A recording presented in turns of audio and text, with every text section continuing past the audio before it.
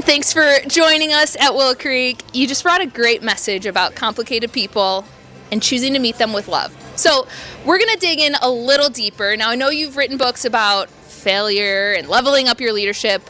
Why write about choosing complicated? Why not choosing? We don't choose complicated people. Why do you write about working with complicated people? Real answer, because an election's coming up. True. And people have a hard time having conversations with people that they disagree with. And it's not just an election, it's many things in life that people have a hard time with. That they say, man, we just don't see eye to eye. And I feel like one of the gifts God's given me is to help bring people together. I like being a bridge. I like being able to help people see each other's point of view. And the more we dove into it, it was like, oh, this is a epidemic across working America. In light of some of the work that I do in corporate America. So we said, hey, let's write a book. I like writing books that help people. And so I'd love to write books that help people solve problems. So my next book's on stress, right? Because nobody deals with that, right? That's a plug for you guys. Be on the lookout for the next book. I know that when you write a book, it tremendously blesses us, but you have to go through a process of digging into your own story and your own experiences. How has this book uniquely shaped you?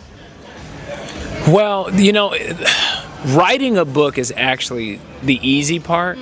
It's everything else that goes along with the book cover. You mentioned, hey, I saw a different book cover before and now it's something. That in and of itself is a whole story. We actually started working with a world-class designer, and we didn't even know that book covers could go to another level until we started working with this designer, and they really just opened my eyes to think. And you're like, we're just talking about a book cover. Well, then it changed our slides, it changed our keynotes, it changed our social media, so it elevated everything in that regard. And so I'm big on being excellent at whatever we do. And so what this book challenged me to do was, one, I didn't realize how many complicated people I had in my world until I wrote a book on how to work with complicated people. And people got more complicated as I was working on the book. But ultimately, I was able to even see more of my own complications of going, you know what? I work at a pace that isn't always sustainable for the team around me.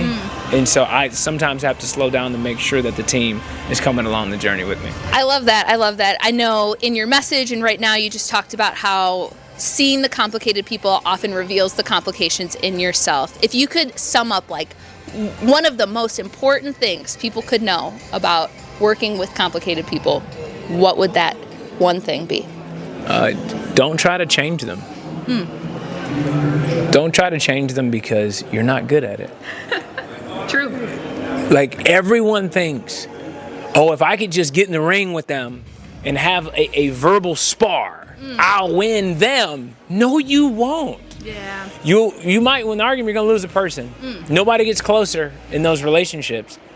And you're not going to change their mind, but you could inspire them. Yeah. You could influence them. You could understand them. And so I'm very big on, hey, what's going to be effective here? And changing them isn't an effective strategy. It's so true. And one of the biggest parts about building those relationships is embracing curiosity. And so what are some of the questions that you go to try to build empathy with people?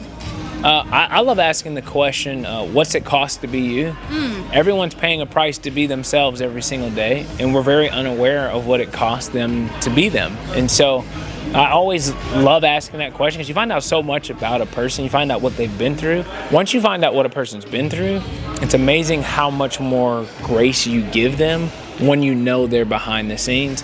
I walk around the world thinking every single person I see has a storm going on in their life I know nothing about. And if I could see that, I would treat them completely different. And so I just assume that the storm is bad, and I just try to treat people through that. That is brilliant. And then one thing I'd love to just dig in and ask you about is you have 2 young kids, I have 3 young kids. I know there's a ton of parents watching. How are you instilling this value in your kids at a young age? How are you teaching them that?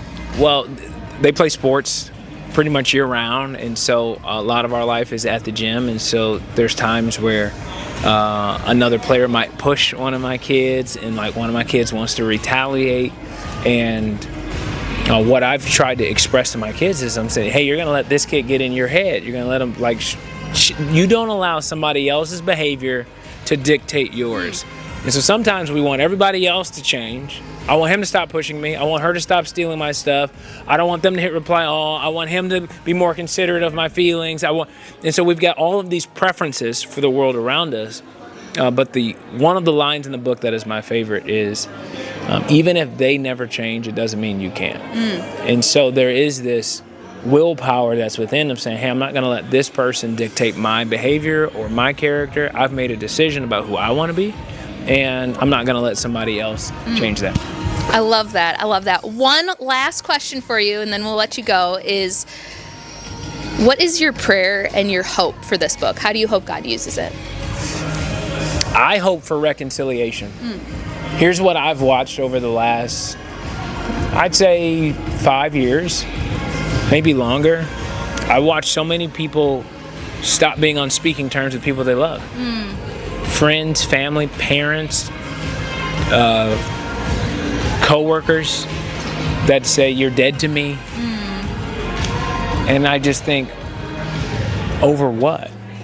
Like, are you really going to miss out on 5 years with your son or your daughter or a friend or a colleague?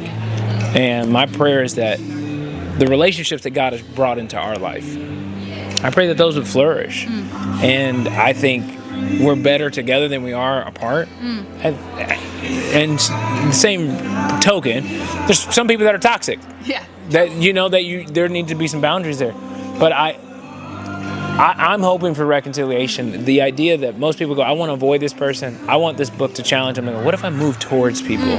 What if I was that kind of person that moved towards the mess?